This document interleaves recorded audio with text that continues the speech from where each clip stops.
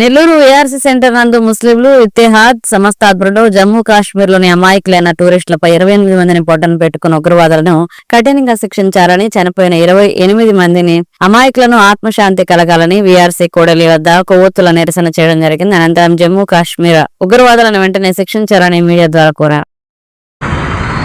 అందరికీ నమస్కారము.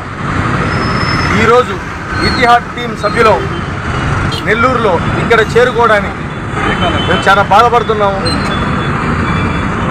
కాశ్మీర్లో పల్గామ్ ఏరియాలో ఎవరైతే టెర్రరిస్ట్గా అటాక్ చేశారో మన దేశ భారతీయుల్ని వాళ్ళు అతి కిరాతకంగా క్రూరంగా చంపేశారు.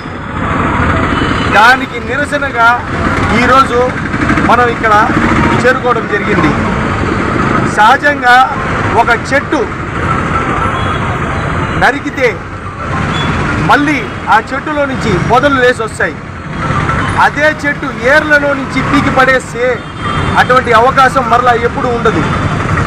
ఈరోజు మన ఇతిహాద్ టీం తరఫున ఒకటే రిక్వెస్ట్, మన ప్రధానమంత్రి గారిని అడుగుతున్నాము, ఈ టెర్రరిజం అనే చెట్లనే కాదు ఏర్లతో సహా పీకి పడేయండి, ఇక మీద అటువంటి అవకాశం ఉండకూడదు. దానితో పాటు మనం ఒక గుణపాఠాన్ని నేర్పించాలా.